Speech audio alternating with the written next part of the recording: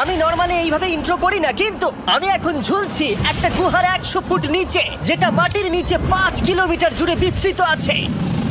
আর আমরা এটা পছন্দ করি বা না করি, যখনই আমি আর আমার বন্ধুরা মাটি টাচ করলাম, আমরা অফিসিয়ালি এখানে আগামী 7টা দিন কাটাতে চলেছি। বাবারে, এটা আমার জীবনে করা সবথেকে ভয়ঙ্কর জিনিস। প্রথমত, আমাদের এখন এখান থেকে অনেকটা দূরে যেতে হবে। কেন? যদি ঝড় বৃষ্টি হয় তাহলে এই পুরো জায়গাটা জলে ভরে যেতে পারে, আর সমুদ্রের মতো ঢেউ এসে সবাইকে ভাসিয়ে নিয়ে যেতে পারে। সেই জন্য আমাদের আরো ভিতরে যেতে হবে একটা বেস ক্যাম্প বানানোর জন্য। ভাই এটা পুরো পাগলাম। এটা একটা অন্য জগৎ মনে হচ্ছে। এই কেভ এন্ট্রান্সটা হয়তো দেখতে সুন্দর, কিন্তু দেখে যা মনে হচ্ছে আসলে তা নয়। আর আমরা হয়তো জানি না যে আগামী 7টা দিন আমাদের জীবনের সব থেকে কঠিন সময় হতে চলেছে। সব থেকে বাজে ডিসিশন। ঠিক আছে, আর কিছুক্ষণের মধ্যেই অন্ধকার হতে চলেছে। ক্যাম্প না করলে আমরা বিপদে পড়বো। আমরা কোথায় যাচ্ছি সেটা কি বলবে? আমাদের ক্যাম্প সেটআপের জন্য একটা ফ্ল্যাট গ্রাউন্ড খুঁজতেই হবে। কেভের ভেতরে ঢোকার পরে আমরা এমন একটা জায়গা খুঁজে পেলাম যেটা অনেকটা উঁচুতে থাকায় আমরা জল থেকে সুরক্ষিত থাকতে পারবো। তার মানে এটা ক্যাম্পের জন্য পারফেক্ট। পারফেক্টটা একটু বেশি হয়ে গেল। মোটামুটি বলা যেতে পারে। ঠিক আছে, ক্যাম্পের জন্য মোটামুটি। প্রথম দিনের বাকিটা আমরা কাটিয়ে দিলাম আমাদের জিনিসপত্র আনতে। প্রত্যেকটা ব্যাগের ওজন প্রায় 80 পাউন্ড। আর যেমনটা তোমরা ফুটেজে দেখছো, আমরা এটা করতে 4 ঘন্টা লাগিয়ে দিলাম। এখান থেকে যাওয়া খুব কঠিন। তারপরে আমরা সবাই বেস ক্যাম্পে ফিরে গেলাম। ঠিক আছে, আমরা এখানে লাইট লাগিয়ে দিলাম। আমাদের সব জিনিসপত্র হোম বেসে চলে এসেছে। একটু ক্যামেরাটা ওদিকে দেখাবে?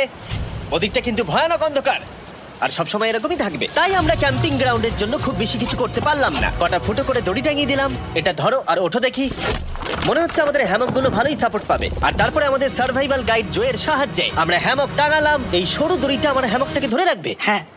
ডিনার খেয়ে আমরা প্রথম রাত্রি ঠান্ডার জন্য তৈরি হলাম। আমি মিথ্যে কথা বলবো না, আমি যতটা ভেবেছিলাম তার থেকে এই হ্যামকটা অনেক বেশি কমফোর্টেবল। এই আমি তো আমার চমকেই হাতটা তো গেছিলাম। বড় কেন ভাই? এই কেভটা 2.5 কিলোমিটার ডিপ, আর আমরা এখন এন্ট্রান্সের কাছেই ক্যাম্পিং করছি। কাল আমরা অনেক কিছু এক্সপ্লোর করব। তোমরা কেমন ঘুমালে? ভয়ঙ্কর। ঘুমই হয়নি। এটা সত্যি একটা অস্বস্তিকর পরিবেশ। কেভের উপর থেকে অনবরত আমাদের উপরে জল পড়েই যাচ্ছিল, তাই উপরে একটা প্লাস্টিক চাপালাম, কিন্তু তাও আমাদের হ্যামকের উপরে জল পড়েই যাচ্ছিল। একটা আইডিয়া আছে, চলো শেল্টারগুলোকে ভালোভাবে তৈরি করি। আমার মনে হয় এই প্লাস্টিকগুলোকে জুড়ে দিলে আর জল পড়বে না। বাহ, তুমি তো জিনিয়াস। আমি শুধু একজন ইউটিউবারই নয়, ঠিক আছে? আমার হ্যামকটা এটার উপরে ঝুলছিল। মানে দেখো, আমি আরেকটু হলে হ্যামক থেকে নেমে পড়ে যেতাম। আর আমরা সেই সময় এটা বুঝতেই পারিনি যে এই গর্তটা প্রায় 40 ফুট গভীর। তাই যখন আমি আর শন প্লাস্টিকগুলোকে জুড়ছিলাম, তখন ম্যাক আর কার্ল এই গর্তটা কতটা ভয়ঙ্কর সেটা দেখতে গেল। আমার হ্যামকটা দেখতে পাচ্ছো? ওখানে আমি ঘুমোচ্ছিলাম। এদিকটা দেখো। আর যেহেতু এই কেভে সব একই রকম দেখতে, তাই আমাদেরকে ফলো করা অনেকটাই কঠিন ছিল। এই ম্যাপে তোমরা আমাদের হোম বেস দেখতে পারবে, আর দেখতে পারবে ওরা ওখান থেকে কত দূর হ্যাঁ, যাচ্ছে। এটা তো খুবই ভয়ঙ্কর। ভাই এটা পাগলামো। আর যখন ছেলেরা র্যান্ডমলি এক্সপ্লোর করছিল, তখন আমি আর শন ক্যাম্পে কাজ করছিলাম। এই স্লিপিং ব্যাগটা এখানে কেন পড়ে? কারণ এটার থেকে পিয়ের গন্ধ বেরোচ্ছে। ইয়া, এটার থেকে শেখা উচিত স্লিপিং ব্যাগ ভাড়া নিতে নেই। আমরা স্লিপিং ব্যাগ কেন ভাড়া আমি- নিয়েছি? কেন আমি আমরা জানি না। স্লিপিং ব্যাগগুলো কিনে আনতে পারলাম না? আর তারপরে আমরা এই দুটো প্লাস্টিককে জিপ টাই দিয়ে জুড়ে দিলাম। কিছু মনে করো না, এই দড়িটার উপরে আমার জীবন বাজি আছে। আর তখন ওইদিকে ম্যাক আর কার্ল তখন ওই গর্তের মধ্যে। ও মাই গড, ম্যাক! আর শেষ পর্যন্ত ওরা একদম নিচে পৌঁছে গেল। এই! আমি তো ভাবলাম সবাই ক্যাম্প নিয়ে কাজ করবে। আমরা শুধু দেখাচ্ছিলাম জায়গাটা কতটা ভয়ঙ্কর। না বললেই হবে, তোমাদের স্কিল নেই। আচ্ছা, ঠিক আছে। আর যদিও ওদের এবার ফিরে আসা উচিত ছিল, কিন্তু কাল আর ম্যাক এটা কতটা গভীর সেটা দেখানোর চেষ্টা করলো। ভাই এটা দেখতে দারুণ লাগছে। তুমি কি নদীটাকে পার করতে পারবে?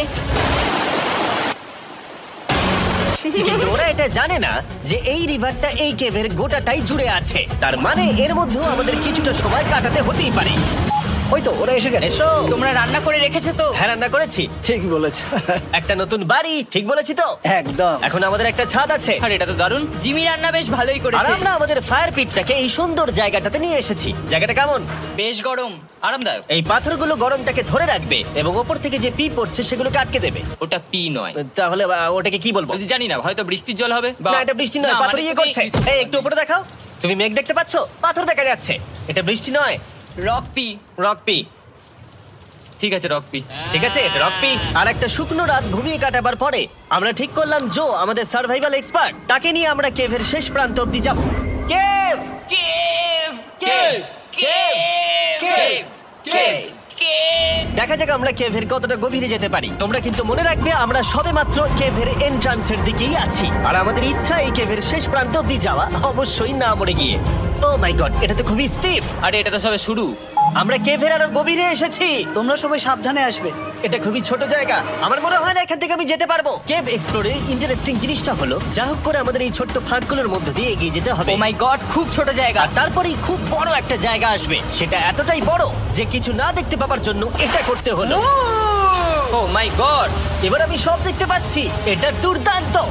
এটার তো অনেক আলো। ভাই জায়গাটা কতটা সুন্দর দেখো। বাপরে কি আলো, আমি তো তাকাতেই পারছি না। আমি তো অন্ধ হয়ে যাব মনে হচ্ছে। এ বাবা, এটা কি হলো? আমরা বোধহয় ঠিক মতো এটাকে ব্যবহার করতে জানতামই না। চলো এগিয়ে যাই। আর তাই আমরা এগোতে থাকলাম। এই যে এই জায়গাগুলো, এগুলো খুব ভালো ধরার এখানে? জায়গা। এগুলো ধরে এখান থেকে পা ঘুরিয়ে চলে আসতে পারবে। এইভাবে হ্যাঁ, কি? একদম পারফেক্ট। জো সব থেকে ভালো কেভ গাইড। এভাবে কেউ গাইড করতে পারবে না। ঠিক আছে, এইবার ব্যাপারটা ইন্টারেস্টিং হবে। কি? এটা কি? এখান থেকে আমাদের ওয়েট শুট পরে সাঁতার কেটে যেতে হবে। গতকাল ম্যাক আর কার্ল এটা নিয়ে মজা করছিল, কিন্তু এই কেভে আমাদের পরের অ্যাডভেঞ্চারটা ছিল একটা প্রায় জমে যাওয়া নদীর মধ্যে। ও মাই গড, এটা তো পাগলামি! তার মানে আমাদের ওয়েট শুট পড়তেই হবে যাতে আমাদের হাইপোথার্মিয়া না হয়। আমরা এটা কেন করছি? এই এক্সপেরিয়েন্সটা তো জীবনে একবারই হবে। এটা করলে হয়তো আর নাও বেঁচে থাকতে পারি। আমাদের এই কেভের শেষে পৌঁছতে হলে আমাদের এই নদীর মধ্য দিয়ে, এই ছোট্ট ফাঁকগুলোর মধ্য দিয়ে সাবধানে ধীরে ধীরে এগিয়ে যেতে হবে। আস্তে আস্তে নামো, স্রোতের কারণে পা পেছনে টানতে পারে। ঠিক আছে, আমি তাহলে নামছি। তুমি ওই দেয়ালগুলো ধরে ধরে এগোতে থাকো আস্তে এটা তো আস্তে। খুব ঠান্ডা। তুমি পারবে জিমি। জানি না এখানে ঢুকতে পারবো কিনা। জিমি, এবার তুমি জল থেকে উঠে দাঁড়িয়ে পড়ো। Oh my God! এটা সত্যি একটা পাগলামি। এখানে কি ঠান্ডা! যখন তোমরা খুব ঠান্ডা জলের মধ্যে থাকবে তখন একটা পাথরকে ধরে এগিয়ে চলা খুব কঠিন হবে। ও মাই গড, এটা সত্যি পাগলামি। ব্যাক গড, চলে আসো। আমার ভয় লাগছে। চলো চলো, পারবে। এগোতে ভাই। থাকো, পেছন দিকে তাকিও না। একবার দেখো আমরা কি করছি। কিন্তু এই বাধাগুলো এতটা কঠিন ছিল না সামনে যা আসতে চলেছিল তার তুলনায়। আমরা পেরেছি।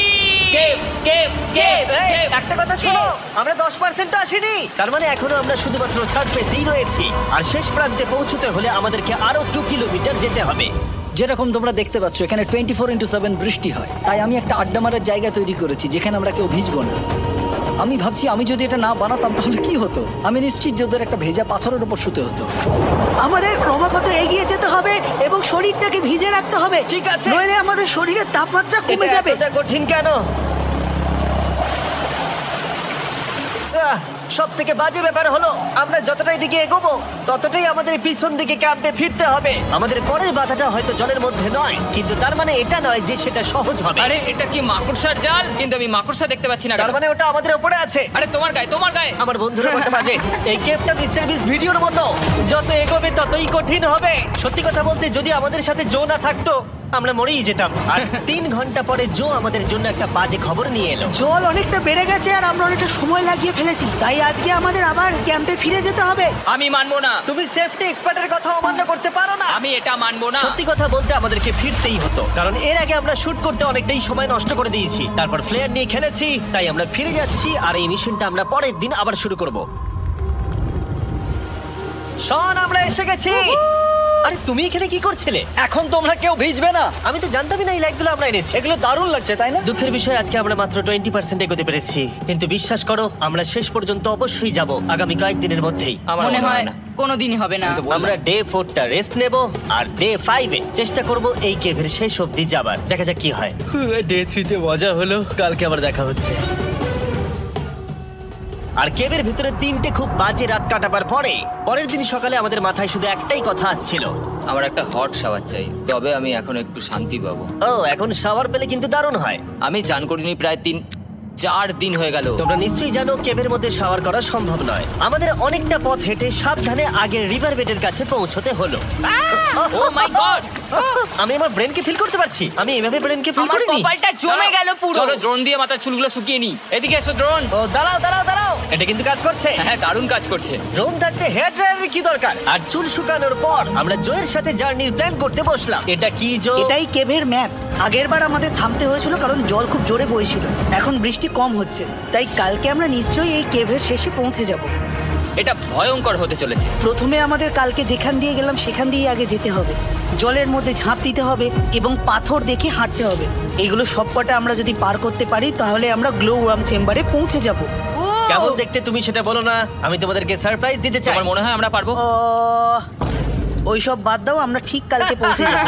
কালকের প্ল্যান আমরা চক আউট করে নিয়েছি। আমরা রেস্ট করছি আর ফেস্টিভ্যাল স্মোর্টস খাচ্ছি আমাদের এনার্জি রিগেন করতে। সবাইকে চিয়ার্স। Yippee! জো এই প্রথমবার ফেস্টিভ্যাল ও, স্মোর্টস দারুণ। খাচ্ছে। জো সত্যি কথা বলবে। এটা দারুণ, তাহলে ভালো লাগলো? এটা দারুণ লেগেছে। আমরা এই চকলেটটা আগে কেন বের করে নি? এটা এমনি চকলেটের থেকে 10 গুণ ভালো খেতে। সত্যি কথা বলতে তোমরা যদি ফেস্টিভ্যালের সাথে স্মোর্টস ট্রাই না করে থাকো তাহলে তোমরা মিস করছো। কালকে আমরা পুরো কেভটা এক্সপ্লোর করব, দেখা হচ্ছে। তাই আমরা ভালো করে ঘুমানোর চেষ্টা করলাম আর কালকের প্রিপারেশন নিলাম কেভের শেষে যাওয়ার জন্য। আমরা আমাদের জীবনের সবথেকে ডেঞ্জারাস জার্নি করতে চলেছি। ডে 3 এর অভিজ্ঞতা মাথায় রেখে আমরা কম শুট করেছি যাতে আমরা সামনের দিকে তাড়াতাড়ি এগোতে পারি। জলটা খুব ঠান্ডা হ্যাঁ, আগের দিনের মতোই খুব ভালো। এই তো আর যাতে আমরা সবাই বেঁচে ফিরতে পারি তাই জো ছাড়াও আরেকজন সার্ভাইভাল এক্সপার্টকে আমরা নিয়ে এসেছিলাম। এখানেই আমরা ডে 3 তে আটকে গেছিলাম। এখন আমরা কি করব? এবারে আমরা অনেক তাড়াতাড়ি এসেছি। আমাদের পিছনে ঘন অন্ধকার, কোথায় যাব? এই রাস্তাটা অনেক সরু এবং হ্যাঁ। স্রোত প্রচুর বেশি, তাই আমরা দেয়ালগুলো ধরে ধরে আস্তে আস্তে এগোবো। এই যে এইভাবে। Oh হ্যাঁ, God! এই রকটায় জাম্প করো। কয়েকটা ভালো পাথর আছে যেগুলোকে তুমি ধরে এগোতে পারবে। আরে এখানটা তো অনেক অন্ধকার। আমি আর পা পাচ্ছি না, আমি এখন মাটিতে আর পাই পাচ্ছি না। যেহেতু আমরা মাটিতে পা পাচ্ছিলাম না, তার মানে যদি আমরা পাথর ছেড়ে দিই তাহলে এই জলের স্রোত আমাদেরকে ভাসিয়ে নিয়ে যেতে পারে। জো, আমরা কি করব? আমি এটা ধরে এসেছি, তুমি এটা ঠিক ধরো। আছে, আমি তো দেখতেও পাচ্ছি না কোথায় যাচ্ছি। জো, স্রোত আমাকে ভাসিয়ে নিয়ে চলে যাচ্ছে। আমি তুমি করবো কি করে? পারবে, পারবে। শুধু মুখটা এখান থেকে ঢুকিয়ে দাও, আমি হেল্প করছি। এখানে আমি ঢুকবো? হ্যাঁ, এই গর্তের মধ্যে। এই তো, খুব ভালো। এটা আমার জীবনের সবথেকে বিপজ্জনক অ্যাডভেঞ্চার। আমরা এখন কেভের অনেক গভীরে চলে এসেছি আর এবার আমাদের সামনে প্রথম বড় বাধা। এখানে জলের একটা ঘূর্ণাবর্ত আছে, যদি তুমি এর মধ্যে পড়ে যাও তাহলে তোমাকে একদম নিচে নিয়ে চলে যাবে। মানে আমরা পড়ে গেলে মরে যেতে পারি। হ্যাঁ, মানে আমরা মৃত্যুর সাথে খেলা করছি। এটা এতটা বিপজ্জনক হতে পারে আমি সত্যিই ভাবিনি। খুব ভালো। এই তো, তাহলে কি আমার পা এখানে হ্যাঁ, রাখবো? রাখো রাখো। ঠিক আছে, এই তো আমি পেরেছি। এটা আমার ভাবনার থেকেও বেশি কঠিন ছিল। এই নদীটা কতটা শক্তিশালী এই গোটা কেভটাকে তৈরি করেছে। কিন্তু মজার ব্যাপার হলো আমরা পাথরের মতো শক্তিশালী নই। আমি শুধুমাত্র মানুষের মতোই শক্তিশালী। সৌভাগ্যবশত কাল এই অ্যাডভেঞ্চারে লিড করেনি, তার বদলে আমরা একজন অ্যাভেঞ্জার জোকে পেয়েছি। ও কতটা এক্সপার্ট তার প্রমাণ হিসেবে বলতে পারি। সে লিটারালি কতটা ওপর থেকে আমাদেরকে নদীতে ঝাঁপ দিয়ে দেখালো। ও মাই গড, এটা পাগলামি। কে বললো এটা পাগলামি? এটা তো আমার কাছে খুবই সহজ। আমি এটা করব। তুমি কোনোভাবেই এটা করতে পারবে না। আরে কি বলছোটা কি তুমি? আমি এক্ষুনি করতে চাই। চলো যাচ্ছি Joe. God speed back. Jimmy আমার সাথে যা যা করেছে তার কাছে এটা তো কিছুই নয়। 3, 2, 1।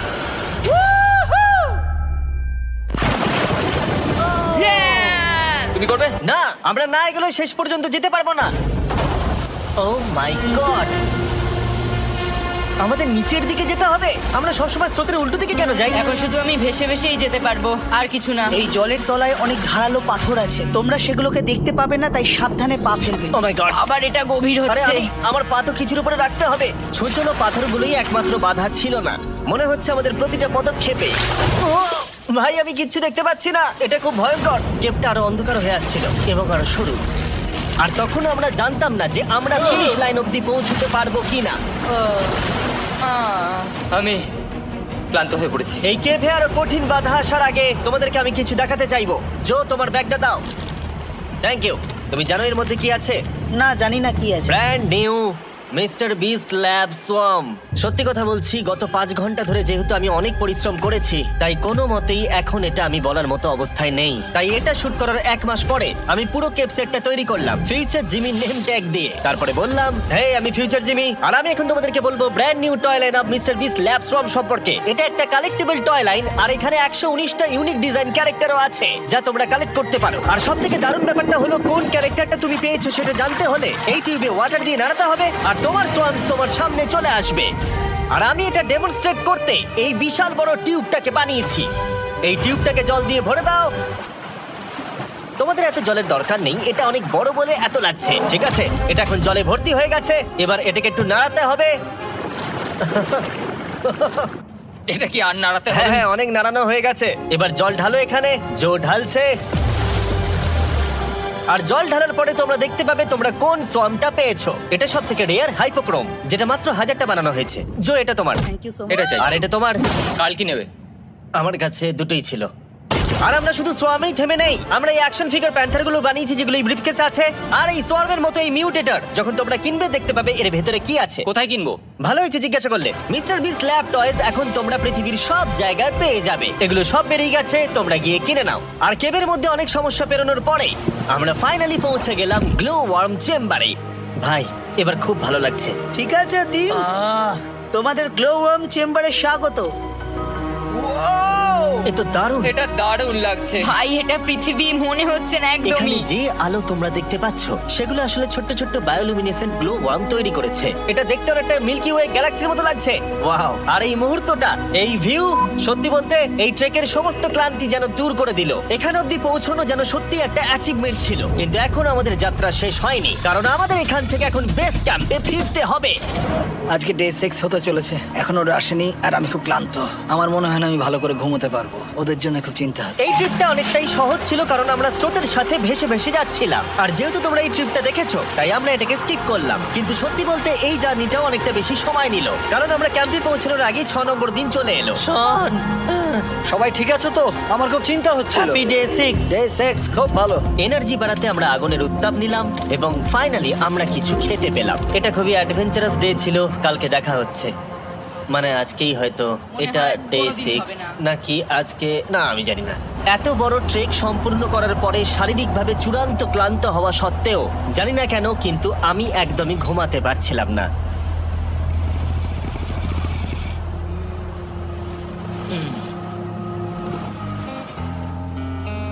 আমি 7 দিন সলিটারি কনফাইনমেন্টে কাটিয়েছি, কবরে কাটিয়েছি, 7 দিন রাফটে থেকেছি। কিন্তু সত্যি কথা বলতে এটা সবার থেকে বেশি কঠিন ছিল, কারণ সব সময় ভিজে, ঠান্ডা, প্রত্যেক মুহূর্তেই পাথরগুলো শরীরে ব্যথা দিচ্ছে।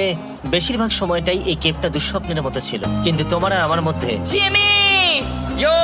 গার্ড, আমাকে দেখতে পাচ্ছো? এটা পৃথিবীর সবথেকে উজ্জ্বল টর্চ। মজার মুহূর্ত অনেক ছিল। মাটির নিচে 300 ফুট গভীরে অভিযান চালানো থেকে আমাদের সবাই মিলে হ্যামক নিয়ে হাসাহাসি করা সবকিছুই এই অভিযানের অংশ ছিল। যেহেতু আমাদের সঙ্গ দারুণ, চলো তিমির মতো আওয়াজ করো। তাই এই ভিজে, ঠান্ডা, পাথুরে অদ্ভুত কেভের ট্রিপটা বদলে গেল আমাদের জীবনের সব থেকে সুন্দর মুহূর্তে।